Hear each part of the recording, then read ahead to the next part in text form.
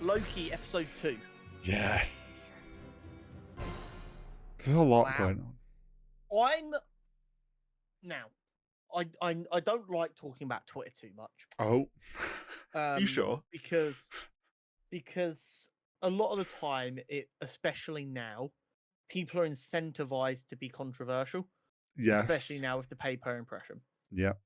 But I did see a barbaric take, in my opinion. And I'd like your opinion on it because I need to know if I'm batshit crazy or if it was indeed a barbaric take.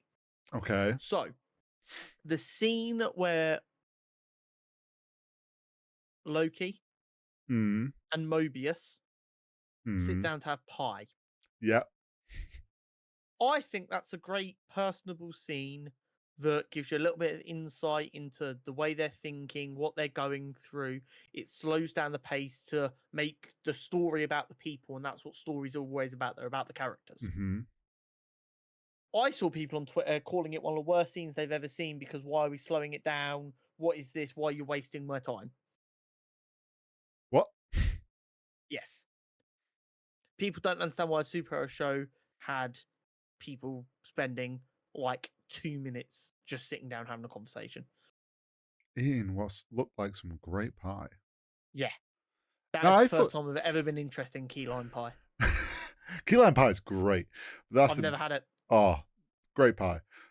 But besides the point, I actually thought that scene, like when you think of the context of this season, right, where dealing with the fact that they all now realize they were all pulled from these branches, they had lives on these branches. There's kind of this point of like the characters are going to be realizing what were they pulled from? Does it What have they matter to lost? them? Is it worth them finding out? Like, what are people's motivations now? Like, should the TVA be continuing? Like, how should they be dealing with all this? Having a scene like that where they're approaching, like Loki's like, do you not care, like, what your life, and how, like, a person would be dealing with that Yeah. information, I think is important for the show and how it's going forward. So I think the take that it 100%. was a waste of time is wrong. 100%. And like, I also think, bearing in mind the speed at which everything's having to happen, because Mm, everyone's losing their fucking mind.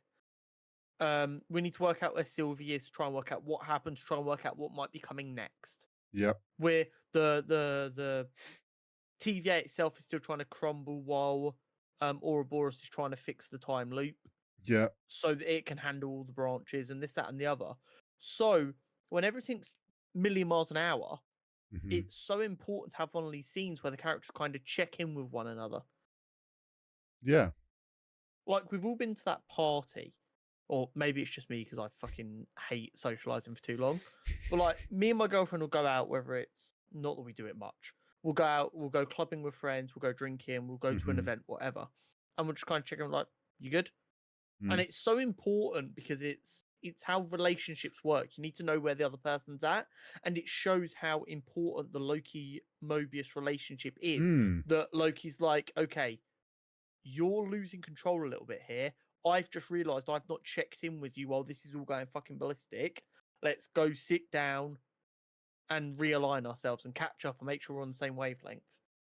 Well, yeah, it's that checking in. It also shows, like you say, it shows that relationship Loki and Mobius have been building, and Yeah. also shows like the growth in a way we've seen from Loki through the season one now into season two, where he does care about other people. He Yeah. might manipulate them a little bit, but that's just Loki. But He is the god of mischief. What do you yeah, expect? I thought it was a nice like contrast, like you say, of like everything technically like after episode one, we know everything's on a countdown because meltdown's imminent. So it's like everything is on a rush. Having moments like that kind of just stops it feeling like constant chaos episode after episode, because that kind of then would feel too much. If every episode feels like, oh shit, we're about, like, it's all about to go wrong, like it gets a lot to take in. Yeah. Yeah. So I thought it was good. I have one small thought slash gripe, not a huge thing. more Do Ethereon, you know how something. rare it is that you complain? I'm here. This is true. It's not a huge complaint. It's more Oh no, don't leaning. roll it back No, now. no, You no, got me no, all no. excited. It's more leaning into what we discussed a couple weeks ago, where we were worried that maybe reshoots should have been done. Okay. This episode just jumps into them arriving in London with like no explanation as to how we've got to this Yeah. point. It was a And proper cold start. yeah, and then what felt like added in a voiceover afterwards is as they're pushing through the crowd to go into the theater. So obviously Oh yeah, they absolutely did. you no longer can see them speaking. They added in Mobius going, "Oh well, this is the easiest lead to Sylvie." Almost being like, "Ah shit, we like." They could have Yeah. reshot something just before to be like, "Oh, X5's thing's gone cold. We should go figure that out." But like, they didn't want to do reshoots or slash couldn't do reshoots. Yeah. And I think that's the first thing. It's not a big thing, but like that is the No. first indicator that I think Yeah. they just couldn't do reshoots, but they should have done.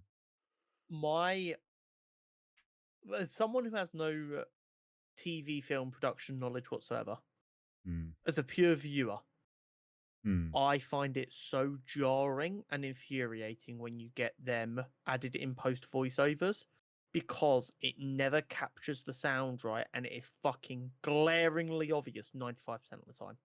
I'm yeah. sure out of everything I've watched, there has been maybe 5% of the time where they've done it and I've not noticed. Mm, But when I notice it, it does my nutting because I'm like, that sounded like the difference of me recording through my webcam microphone versus this microphone. And you lose like any of that natural background noise that they can't quite get out when they're filming. And it like cuts the atmosphere out of what they're saying. It's like, well, you clearly recorded that in post. I hate it. yeah, you could tell it Um, was added. yes. And I do agree the cold start, it takes you a few minutes to get up to speed, and you're like, okay, why are we here? Yeah. And it takes them having Um, to like explain a few things. It's like, that's fine for what I, us because we're yeah. invested, but I can imagine a Yeah. lot of people find I it mean, hard. our friend Luke, who has been on the podcast before, he had some questions this week. Hmm. Um, because season one felt so long ago and there's been so much content in between. But that's a Yeah. discussion for another day. Um, so he had a big question about, the end of the episode. Um, so he said, is killing the branch timelines bad? I got the impression from season one that having more branches was bad, but then they all got annoyed, upset when the branch timelines were pruned. I feel like I've missed something here because season two seems to have the opposite reaction that I was expecting after season one. And Hmm. do you know what this is? It's the fucking pacing issue from season one coming back to bite them in the arse. Yeah. Because the first five, it was 6 episodes season one. The Yeah. first 5 episodes were all about how the TVA operates, this, that, and the other, Hmm. and then the last half of the last episode was explaining what the branch timelines actually were, etc., etc., etc. Yeah. So Luke, as a normal casual fan, actually he's more than a casual fan. He watches everything, he pays attention. He Yeah. he would I say is the step above casual was lost. That's a Yeah. problem. I think also, Um, like you say, the pacing plus the big gap between seasons has just meant people have yeah. lost So track. to explain for anyone who was like Luke confused, Mm. it's very simple.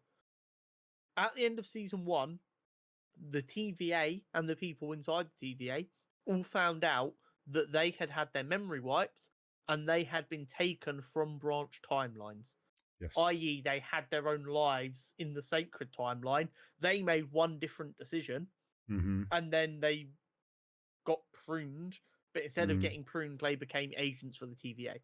Yeah. So all of a sudden, and this is accidentally very politically on the nose right now, these people went from viewing the people on these branch timelines as monstrosities who don't deserve to live to, oh shit, they're people too. Mm. Which shouldn't be a big revelation, but apparently it fucking is. Yeah. Um, so now they're realizing that all these branch timelines are actually perfectly natural, Yep. and what they were doing before was actually, without even realizing it, a very fascist military overtime. Hmm.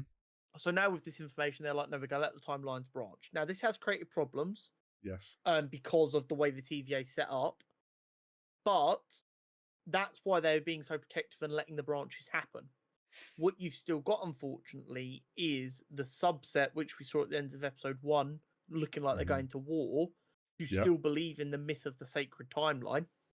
So what they've done is they've taken a bunch of the prune charges, which we saw at the very beginning of season 1 when they took Loki. Yes. They set a charge, Yep. and what that charge does is cut the timeline there so that Mhm. it can heal and rejoin the sacred timeline.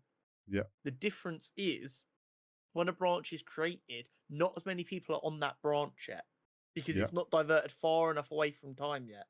Yep. Which is why, if we remember, they had the little countdowns until it becomes dangerously big. Yep. So all these branches have been left to go for a decent amount of time based on the look of that image, Yeah. and they've set these charges off in all these branch timelines where people now have like completely separate lives. It's a fully fleshed out timeline, so they've killed the entire universe Mm. hundreds of thousands of times, all in an instant. Yeah. I saw someone approximate the math. Oh God. It's like somewhere between 10 and 100 times more deaths than the snap. Oh shit. That is that is bad. Yeah, It was like the way they sold that scene as well with how it was shot. Like you could feel as the viewer, you're like, oh yeah, shit. Like this is unsavable sort of yeah. feeling. Um yeah, it was brutal watching like all the It timelines getting just branches, whatever. disappearing. Yeah. But it's very interesting because we were talking last week about how are they going to solve this issue with the timeline like going out of control. Mm. And instead of, oh, Ouroboros just magically fixes it, they've gone for, oh no, it was about to all go really bad because Ouroboros couldn't fix it, and he got. They used to ex machina it out of it a little bit, Mm. um, but I'm not gonna. I'm not gonna say it was a complete like they got lucky because the plot needed them to, because it was set up in episode 1 Yeah. when we saw them all leaving with the Yeah. charges. So I've I'm not gonna say. I think the story was written with this idea of, well, this is going to start to go wrong, but instead of them being able to fix it, a load of timelines are going to get pruned by this subset who still believe in the sacred timeline, uh, and that'll get it under control enough to give us a bit more time. yeah, I think that's the thing. It's like it builds up on the edge of like we find out OB can't fix it Yeah, because he can't open the blast doors, which we can get into, but then it's like that the viewer's like, oh shit, we're running out of time. In a way, this unexpectedly is buying more time, but not in the way that the viewer obviously wants, or like the TVA now wants. But like you say, it works out, and I think it helps keep that tension of. In a way, it's going to help keep the tension of we know that the Loom can't handle this yet, so they still need to fix that to get it to the point where they want it, where they can just let branches go. yeah, Did you also notice with the branches? This is probably going to annoy you. All of them were 616 dash something. yes. I didn't notice it while I was watching. I saw people talking about it on Twitter. Um, I'm of two theories, right? okay, There's two ways that the MCU could play this, because I know that it's meant to be 1999 or whatever the number is, 19, 19, 999. 9. Yeah. They could twist it that the MCU films, because we know Loki isn't from the sacred timeline. They either play it off as the MCU is sacred timeline, so it is 616, or they play it off as like MCU is a sub branch, 616 dash something. But yeah, I know comic Yeah, book fans are a bit like, it's not it's 616. just. Do you want to know the only reason it winds me up? Actually, that's a lie. There's a number of reasons it winds me up. Um, Go on. there was a book that came out in like 2009 that gave the MCU an official designation. See, I saw that book wasn't an official book. No, it was an official book. They've Okay. delisted it since, but it was an official book. At the time, it was okay. Yeah. that listed all of the different universes. It Mm. was supposed to be like a starter's guide to, where does this story take Yeah, place? yeah, yeah. And also, it makes no sense for it to be 616 because a lot of the characters Mm. are heavily inspired by their Ultimate Earth version. Right, okay. The Ultimates universe Yeah, yeah, where yeah. Quicksilver and Scarlet Witch, yeah, Yeah. that one. A Yep. lot of the characters are at least partially inspired by that version. Mm. Like that's where Nicholas Fury, that looks Yeah. like Samuel L. Jackson, Yeah. came from. Yeah. Oh, Um, yeah, like, so like it's it's one of them weird things that doesn't make a lot of sense. But overall, I'm positive mm, about Loki. Bearing in mind we're now in a yeah. period where we don't actually give Marvel a lot of headroom. I think so far the pacing's seeming okay. I like it's going to be interesting to see where things are going because obviously Renslayer still needs to be found, and that's kind of where the episode ended. Is they finally got a ping on her. We need to find out what happened to Miss Minutes. Now, I've seen one theory is Miss Minutes clearly is in control of a lot more because we found that from like staff are now having to do things manually. Miss Yep. Minutes did a lot for the TVA, so basically ran it, which means she had some like level of same opinion as Kang or He Who Yep. Remains. Which then a theory I saw was like maybe Miss Minutes is like an AI written like from the He Who Remains is like a part of him, like embedded into like an Yep. AI. Which then is like maybe Miss Minutes can open the blast doors because she'd have the same temporal aura. Oh, potentially. So then we've got like, are they going to try and reboot Miss Minutes or find out what happened? Interesting that Obi as well clearly has some weight at the TVA Yeah, I'm really, really curious to learn more about Obi. because the fact is, pictures in the TVA handbook and like He Who Remains would allow that, and also he hasn't had his memory wiped. It's almost like he's an integral part of the TVA Yeah.